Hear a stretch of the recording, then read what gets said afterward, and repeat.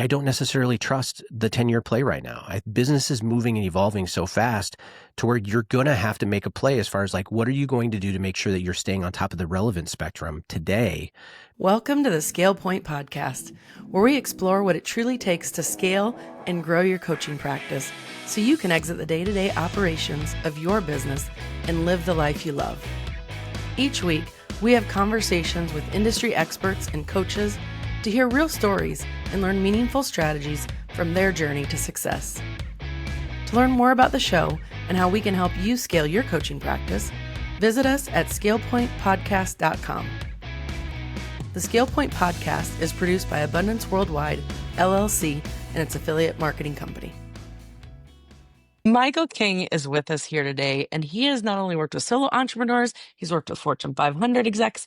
And so you are going to want to make sure that you listen to the very end to be able to help understand how you can scaling with soul. And I love that because Michael's worked with vision-driven leaders to building brands that last. Because Michael, we know that as solo entrepreneurs, we can get burnout, we can get overwhelmed, and there's that the critical point, the scale point of, do I keep going or do I stop and do I give up? And I know that with all the people that you've worked with, that you've seen that from time to time again.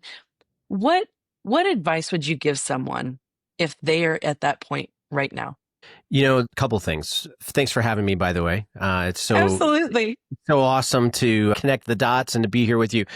But when you think about it, so I mean, you just leaned into this idea of burnout and maybe even a little bit of isolationist type thinking and whatnot. And so I think even if I was to go back and to change some of the things about like what I did even in the earlier years, I'd recognize this is that you are the sum average of the 5 loudest voices in your life. And do you feel me on that?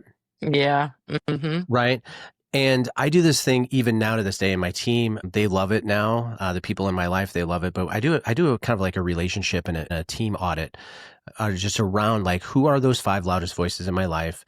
Because here's the thing that I know, especially when it comes to leading organizations. Now, I founded Teams.Coach back in 2016, 2017, with the idea that top performing teams have something in common. I wanted to know what it was, and then I wanted to figure out, how can I spread that? How can I find the it sauce when it comes to working with high-performing executive teams and then making sure that we were able to replicate the right things as we were coaching different teams, right? The thing that I found out was that there's one specific thing that leads to burnout faster than anything else when it comes to team dynamics and even just how we run business, and it's who you give access to your life. If you surround yourself with the wrong people, you're inviting burnout. And that's probably as plain and simple as I can state it. Mm-hmm. If someone's listening and they're thinking, oh, there's someone right now that I know has too much access, what are the steps, or what would you tell them? What action to take to make that change? You know, I think if you feel that, by the way, listen to your heart, listen to your soul, listen to your mind. Don't gaslight yourself. You know, there's a reason why you feel that way, even if you might be a little bit wrong. If you feel like that there's somebody on your team that just simply has too much access and you don't necessarily know why, find out why you feel that way first and foremost, because it's different for everybody. The second thing is trying to figure out, like we use assessments and we use a lot of metrical data-driven insights to making sure that we have clear expectations of the people that are on our teams and the people around us. Because at the end of the day, there's nothing that leads to disappointment faster than having unrealistic expectations. And so you put somebody in a role that's on your team and they're not performing, or maybe you had a different expectation. The first question to ask is, do I actually know who this person really truly is and what they're capable of, and what can I do to find that out? The second thing is, were my expectations realistic for this person in the first place? Now, that question leads to a shift. Like, okay, do I keep them on the team or do I find them a different seat? So that's a different conversation. But the first thing that I would do is I would just find out, why do you feel that way in the first place? So when you feel that way, listen to your heart, listen to your mind, because again, like chemistry is the amplifier that will break everything or it will make everything. And if you're feeling that, don't ignore it. as you say that, I'm sure you have plenty of experience with the coaches and businesses that you've worked with where when they've made that switch and decide to let someone go, maybe they hired someone else for that position, or maybe they just reallocated the workload that person that was not the right fit for them. Do you have any stories that you can share, the success stories of with people that you've worked with, to be able to reinforce the beauty of letting go of the person that was not right, and how you can exponentially win when you bring the right person on?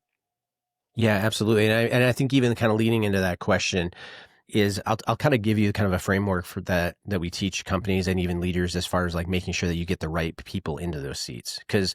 Because again, the evaluative process that you're taking when you're letting somebody go, it's because there's a violation in one of these three categories. It's either because of their person or their plan or their portfolio. And let me explain that for just a second, because like the person, we keep people on teams and we hire people onto teams because of these things, right? It's because of their character, chemistry, competency, right? It's like, okay, who they are, how they gel with the team. Can I actually like, do I want to be around this person and allow them to have access to my life? The chemistry part's a big deal, but then competency, are they great at what they do? Do they have a clear understanding as far as how to deliver? Are they a proven expert in their field? Like those are all legitimate questions, don't you think?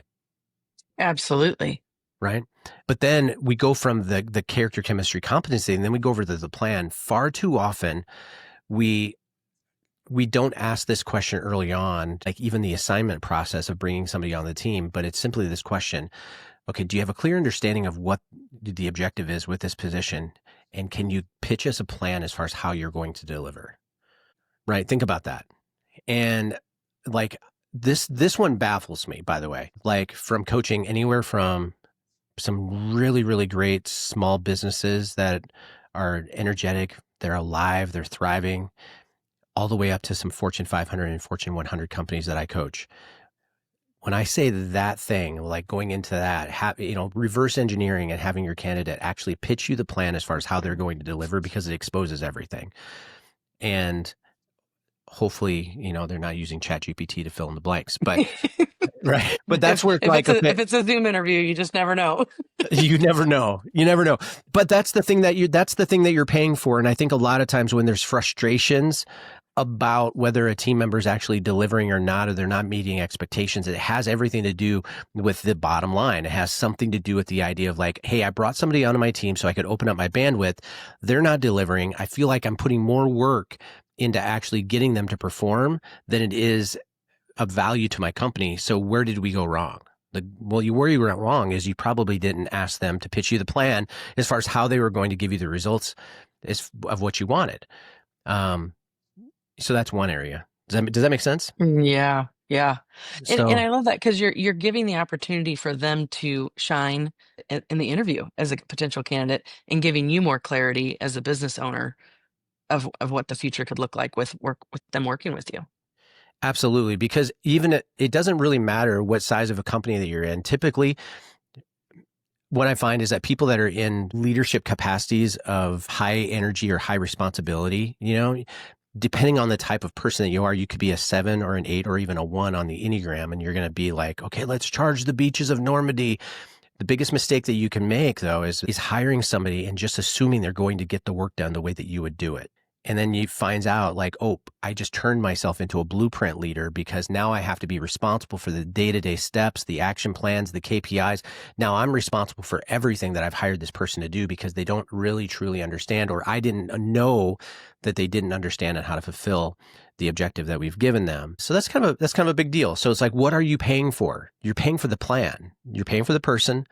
You're paying for the plan, and then you're paying for the portfolio. The portfolio is kind of it's the dark horse in the play. It's the idea of like, okay, this person that I'm bringing onto the team, who are they connected with? Who's in their network? What are the relationships that they have? And is there anything there for us? Like having this person on their team, does their personal brand extend the reach of my company? And are there going to be new relationships that we have because we've invited this person onto the team? And so you have to keep a portfolio play within consideration when you're keeping somebody on your team, but also when you're bringing people on the team, and even if you're going to remove people off your team. Let's talk a little bit more about maybe like what you've done wrong, the experiences you've learned as you were starting in the very beginning. help coaches, because a lot of the coaches that we work with are solopreneurs. They might have a VA and they are looking to scale and be able to take some of the things off of their plate and be able to be a little bit more of a business owner and not so much in the day to day. What other suggestions, advice do you have for them as they're starting to make the scale point? The mistakes that I've made are very few. I've been a pretty flawless leader along the way. It's so great, Michael. I'm going to have you in my circle in my top 5 from now on, Mr. Absolutely. Flawless Man. So I'm glad I'm glad that you've been here. So I've bobbled this along the way so much, and I think now keep in mind. So are you familiar with the Enneagram? Yes, Okay. Do you know what you are? I'm a 7. Okay. I kind of feared that you might be a 7. I'm an 8, right? So I'm in that gut triad to where it's like, okay, I make decisions incredibly fast, lightning speed. I tick people off probably just as many blessings as I pass out, and I'm cleaning up messes along the way. But one of the strengths of being an 8 is that my mind is working pretty fast. I'm making decisions in real time. I'm executing them in real time. Now, the downside of that is that I'm not necessarily always thinking about the consequences of bad decisions because I'm okay with cleaning up messes. Does that make sense? Mm, mm, And when we started this thing, so I have 3 companies that I own. I have Teams.Coach, which is our large team, executive team, large company coaching vertical. And then we have Catalyst.Co, which is our small business community group, plus agency services, that type of thing. And then we have the agency, Gawker Traffic. When I first kind of started to realize the power of scale, I think I handed out things and gave things away to people that weren't qualified. Rather than delegating, I dumped. mm. And the difference is that delegation is that, like, I learned the hard way that I'm still 100% responsible for what people think and what they feel about my company. I'm still responsible for the experiences that they have, even if I might be signing another coach to them, or maybe bringing on a VA, or maybe even bringing on another executive on my team. And, we had a CMO that was on our team for quite a while. And I made the mistake of giving her what she wanted, even though, like, my heart was telling me everything that it wasn't for her. And we allowed her to go fractional and kind of start serving some clients for us while she was overseeing our marketing vertical within the company. And I didn't realize that she was struggling. I had no idea. Like, she was a fantastic friend. She was a founder with us all the way from the very beginning. But when we started to get feedback that it wasn't a great fit for her, it was too late. And credibility had been spent. There was already, balls that had been dropped. Client experience had failed. And so after a couple clients leaving us back in, right prior to COVID, we had to make a really, really hard decision, just because it's like, sometimes when credibility gets spent, you can't get it back. And that's a hard thing to learn. With that experience, what happened after you let her go? Were you able to find the better fit? It was very enlightening because, again, when you have people, the point of scalability, it's not just about maximizing profitability. It really isn't. It's about the idea of, like, if you are a senior leader within a company, or if you're an entrepreneur, solopreneur, whatever, and you get to that place to where you start to expand, it's really about separating these ideals. Number one, what do you do and what are you giving your time and attention to that only you can do, versus what are the things that you can do that anybody else can do, right? And for you to be able to find those things out and to find that purity line between those two categories, like, okay, great. Am I only giving my time to the things that only I can do? Scaling and bringing on additional people onto your team, it should immediately start opening up the bandwidth to where it's like, now I'm getting more and more of my time dedicated to the things that only I can do, the only things that I can bring to the table, being visible for my brand, keynote speaking, writing resources, etc., being the voice and being the face of my companies. Those are the things that only I can do. And guess what? When it comes to being distracted and when you start to get burnout, the first things to go are vision. The first things to go are your brand reach. The first things to go are your sales flywheel, right? And so by having somebody on your team, you get to start giving more of your attention. And so that first season out, when she left the team, was kind of went into this like a little bit of a lockdown, kind of going, okay, let's go ahead and just do an assessment here. Let's find out how we're really doing. Let's go ahead and pull it back, everything back in. Let's just go, might be going a little bit slower for this season, but let's do a really careful analysis as far as what we feel like we need. And I believe this, and I don't know if you've ever experienced this, Heather, but I think even in the midst of that type of disruption, there's gold in it.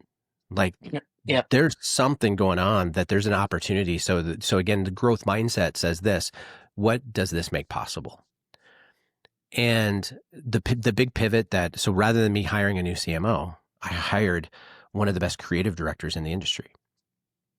And it was a big play for us. So rather than me going, now, it doesn't mean that I still don't have a need for like a CMO. Well, sure I do. We figured out creative ways to be able to cover that. But I went with a high talent player. I found somebody who was willing to move at the pace that I wanted to move. I found somebody that made risk seem incredibly attractive to me, as far as like, how were we going to position ourselves and even my personal brand differently than everybody else in the industry? Because here's the thing, in coaching, and I'm pretty sure that all the coaches that are on this call right now today, or listening to this podcast, everybody has experienced this truth. Every room that you're in is filled with really, really smart people. Being smart is not your differentiator. Does that make sense? Absolutely. Absolutely. As you say that, I mean, a lot of that you talked about the finding the gold in it. And to me, the differentiator I've found in another business that I have is my personal story, right? I mean, That's we work exactly with a right. lot of coaches that are looking into their business brand that has a little bit different, but with a personal brand. Yeah, my story is being able to connect with the people that can resonate to the lemons that were in my life and how we were able to make the sweetest lemonade. So finding that gold, absolutely. Yeah, absolutely. And that was the thing. So I was listening to this podcast, and there's this old comedian from the 80s by the name of Yakov Smirnoff. I don't know if you've ever heard of Yakov Smirnoff or not. I actually didn't know he was a real person. It just seemed like it was this joke thing. I've heard it, but I've never No. listened to him. Okay. But yeah, he was on this comedian's podcast called Nateland, with Nate Bargatze and his tribe. And Yeah. they were interviewing this guy, and he's like a comedian from the 1980s, made it big, like with Jerry Seinfeld and all those guys back in the day. But he was telling the story about the day that he kind of had his big break. And the club owner told him the reason why they liked him was because he was good and he was different, and there's always room for good and different. And I'm thinking, like, that's good enough for me, right? That's good enough for me, even on my personal brand side of this. Like, okay, with Teams.Coach, great. Okay, what do we do?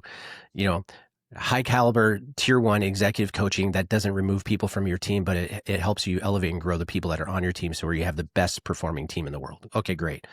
Small business vertical, one-on-one coaching. Okay, what do we do? Just like Olympic athletes hire coaches to break world records, people hire us to help them break world records, plain and simple, right? And then Gawker traffic when it comes to SEO and social media management. Okay, all those things. But when it came to my own personal brand, like, there were so many things that I just felt like I kept on hitting my head against the ceiling. Like, here, it's like I have a background as a professional recording artist. I have a background as a creative. I have, like, all these different interesting things about my own personal stories, just like you. And once I realized, like, oh man, finding the differentiator in who you already are and authenticity and just throwing yourself out there, there's always room for good and different. I love that. Yeah. There is always room for good and different. As you've talked about, I mean, you have 3 businesses that you're running. So obviously you've been able to bring people into your team to be able to still have a life. You've got a wife of, I think, 27 years, you have 3 kids in busy ages of teens. How have they seen, like, what's their perspective of your business? Are you in a point where life is good, you are the one that is being more the visionary, and you still get to be the role of the husband, the parent, and being able to be present? Because I think when you're passionate about a business, having those boundaries of Mhm. business and life can be a challenge sometimes. It's always going to be a challenge. And I think, especially because I kind of believe the idea that work-life balance is a really, really uncomfortable myth, and I don't expect the people on my team to run at the pace that I run at. I have a very, very, like, my wife would probably tell you that, like, that I probably struggle with boundaries a little bit when it comes to like allowing people on my team to have access to me, because I would rather be able to have the freedom to be able to live life as a father, as a family guy, enjoying the moments and being able to work from wherever I want to work, be able to travel. I make my travel schedule available to my kids to where at any point in time, if they want to go on a business trip with me, great. They get to hop on the calendar, let me know that they're coming, and I'll take them out of school. And and I love that. that's just kind of the way that I run, it's especially because it's like I grew up as a kid of a professional musician, and those were the best memories of like when my dad was on tour. It's like, hey, he's going to go out with an artist. And so I loved it when my dad just said, hey, you get to come out with me. I get to speak at great conferences. I get to work with great companies, and I get to see great cities all over the world. And I think being able to provide those experiences for my family is key. Now, the scalability part of it is that I am a consummate visionary. Like I'm always thinking, and I've surrounded myself. Like I have 3 coaches that I pay for myself that are specifically programmed and designed to coach me in 3 different areas of my life and my business. So I'm always trying to make sure that I'm well tuned, if that makes sense. Yeah. So I don't really have a lot of margin for error right now. But I like it that way. I like being able to go fast, and I like to be able to actually see the needle move. Something that stuck with me that you said earlier is you're willing to clean up messes, right? Which I Absolutely. think is really cool. And I think anyone listening, just sit with that for a minute. Are you willing to clean up messes? Because at the end of the day, if you've got to be willing to take risks for the big rewards, and you said it, you're willing to clean up messes. And I think that's a really powerful piece that if you just shift the perspective of it's not about failing, it's not about screwing up, it's not about, not doing it right. Guess what? You move fast, which that wins, and then you can clean up the messes along the way. I love how you shared that you're willing to take the kids out on trips and things. Travel is a huge component for me, and I do the same thing with my boys with an adventure club that we have. Mm. And my oldest went to Morocco with me, and were out in the Sahara Desert.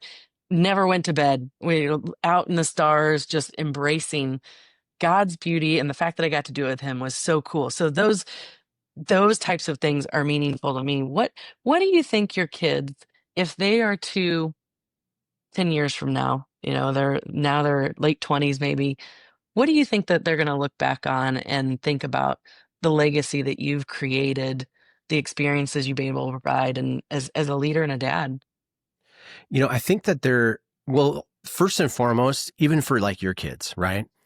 I hope that at one point in time in the future that they actually have one of those aha moments to where they go, that wasn't normal. Mm. Like, and so there's that level of appreciation, right?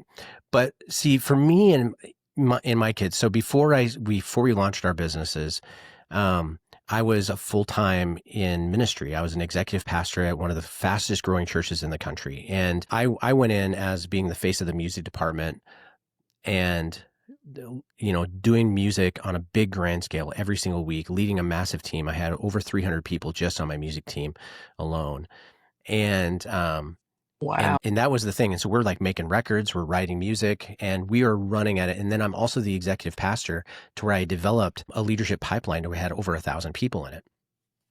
So I started off that journey of being a guy that was speaking on stages and writing song and leading worship specifically about music.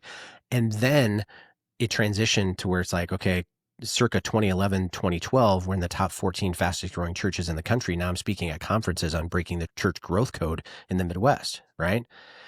And I just share that with you just to give you context, is that was life. Like we were being a pastor, you're on 24/7, 7 days a week. But I'm also leading. And so we have people in our house. We're having groups at our house midweek. We're having rehearsals on midweek. We're having, open up on Sunday nights for teams to come over to our house and build relationships with my leadership team.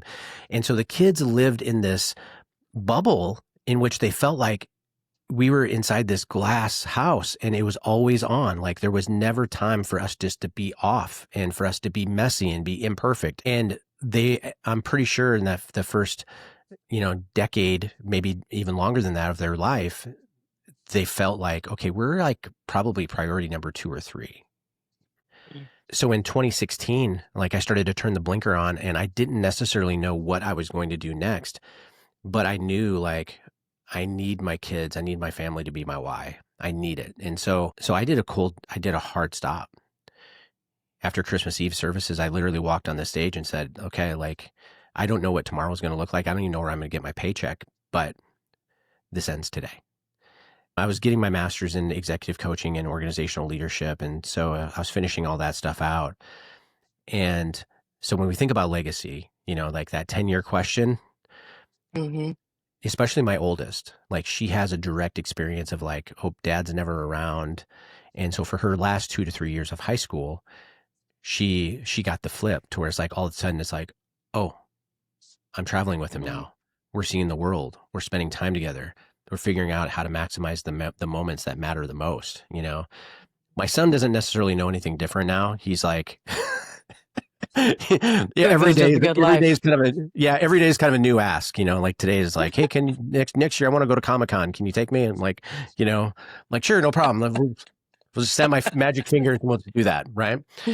But yeah, but I think that those are the things, right? To where it's like, okay, that's what and I think what's fun about being in business nowadays, especially when you think about work-life balance and the things that you're kind of talking about earlier, is that 10 years ago, I would say that the scalable dream was like, hey, let me build up something to where eventually it kind of runs itself to where I can oversee the business. I can be the visionary of the business, but I don't have to necessarily be present all the time as much.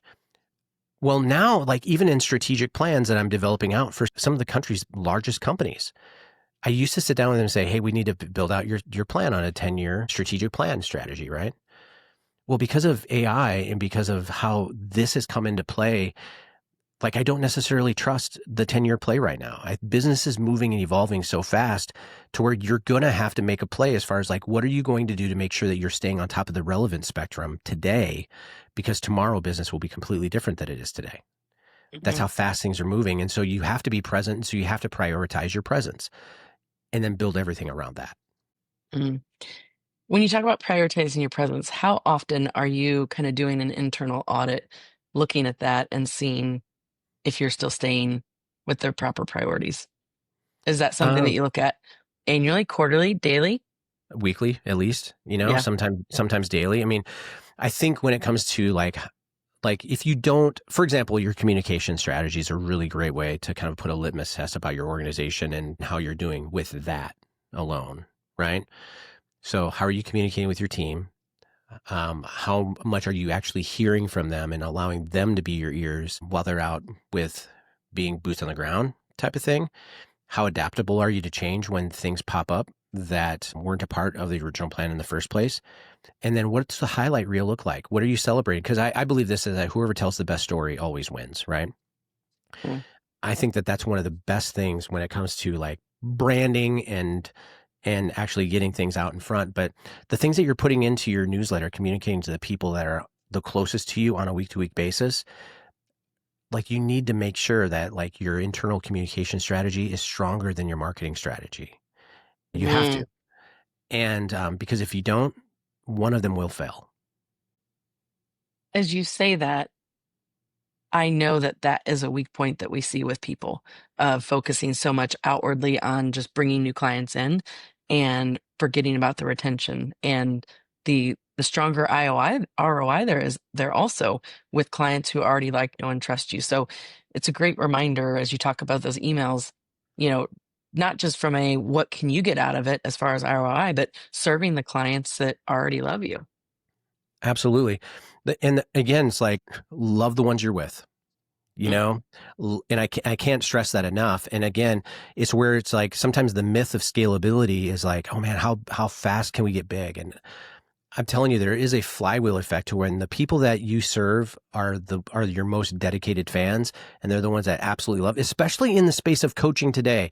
I wish it wasn't this case, but like if you come into my office, you're going to see that I have some wonderful wallpaper that has my degrees and my certifications on it because I took my certifications as a coach and my educational process incredibly serious. And all the coaches that are on my team have the same level of certifications and qualifications. Does that make sense?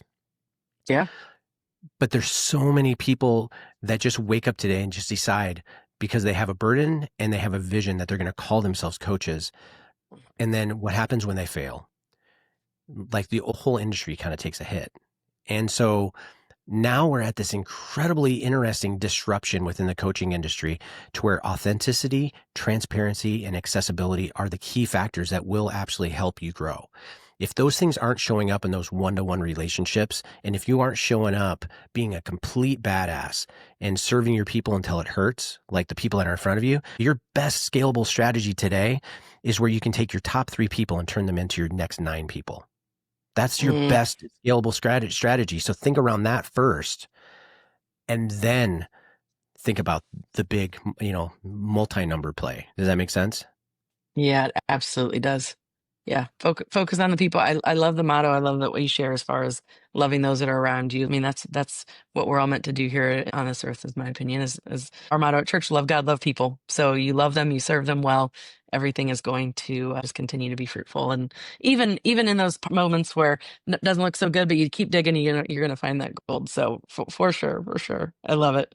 As far as when we're talking with coaches who are looking at the next big play, the next thing that they want to do, what suggestions do you have? I love the idea of taking your top 3, turning them into 9. Do you have any suggestions for what is working now in today as far as where to find the clients? I think a lot of it depends on the type of industry that they're in and all those things. But are you finding certain things, making sure you're nurturing in the newsletters to love on the clients that you already have, being able to support them when you're going out to reach and build beyond that? What do you find that is working well? So just thinking about like, what are some of the things that we're doing that we see to be able to find our next clients, right? Yep. So, and there's a couple things, and some of these things are principles, but I'm going to give you like one of the things that just from a very, very baseline hack, and I promise you this, that if whoever's listening to this, if they start utilizing some of these things, then you're going to start to see it's not going to be like an immediate thing, but 3 months from now, all of a sudden your lead pipeline is going to look significantly different. One of the things that we do is we do an embedded referral program within our contract system. And so we have our public facing. So when we're first, say a client comes on board, they show up for the discovery call, they go through the process, and then they get their menu as far as like, okay, here are basically your levels of coaching that you can choose from. You choose. They're committing to our public facing pricing menu. So, but then when they get the contract back, what they're going to notice is that there's a box that they can click to where I actually give them 20% off the contract without even telling them about it, by them clicking a box that says on a month-to-month basis, they're going to tell our story. Oh. So they get to see it. So I never pitch it. It's just in the contract to where they can click the box that says referral retainer or something like that. I can't remember the wording it uses, but they click the box and then it auto populates and says, hey, if you want to join our referral partnering program, you immediately get 20% off your coaching services on a monthly basis, that you're going to show up on social media and you're going to share your coaching journey publicly. And you're going to refer 2 to 3 people via text message or via email to your coach or to Michael on every single month of people that you're actually sharing your coaching experience with, because we rather invest in you than to invest in marketing programs we don't know it will work. And so by building this into the culture from day one, it just keeps it keeps our sales pipeline full, right? And it gives us permission to try other things along the way. So anyway, so that's one small thing that I would just say, grab a hold of that and live in it. And it's going to relieve so much pressure along the way. But making sure you're actually getting paid what you're worth too. Don't undersell yourself. Like make sure you're getting what you're worth on that. But yeah, so that's like a small thing as well. I think the other thing too is that looking for the good and the different, looking for the ponies. Like, so for example, when we started this, it wasn't until we started getting into COVID that we started to have smaller businesses reaching out to us and saying, hey, listen, you're coaching some really, really big brands. Is there anything that you're learning from coaching the bigger brands that small businesses can put into play? And we thought, why not? Why not? And it's turned out that this is the vertical that I love the most. I love coaching small businesses. I love the fact, because like on the bigger teams, there's so much red tape that sometimes it takes a year before I can actually see the needle move. I get that, and I'm okay with that. But in small business, I can make a difference in 48 hours. Sure. There's things that I can do today that will absolutely blow up in a really good way for businesses. So there's that. I think the other thing too is just like if you're thinking about what do I have to do today, here's what you have to do today. If you're not running your company like a media company, you're going to fail in 2025. So making sure that the branding in your personal brand is on point, making sure that you're getting great at telling the right stories and making other people famous. Those are things like if you're not leading with that visibility, you're just leaving a lot on the table. So I would say that those are a couple of things. Micah, I have enjoyed this conversation. I love the story. I love the abilities, the points in your life where you made pivots and you had the boldness and the faithfulness to be able to make those changes, to be able to go from musician and on the stage at church to doing this. You definitely made an impact in a lot of people and continue to thousands and thousands within companies and the small businesses. And who knows what that fourth business is going to be for you. But I sure have enjoyed chatting with you and you sharing a little bit more about your heart, your journey. And we'll have all the information for how people can connect with you in the show notes. And just thanks for being you. Oh man, thanks for letting me be me. This is awesome. I love it. Have a good one, Michael. Thank you. Thank you. Scaling isn't about doing more. It's about creating leverage. If you're ready to build a coaching business that thrives, make sure you're subscribed and share this episode with a fellow coach. I'm Heather Wanninger, and I'll see you next week with more strategies for a sustainable scale.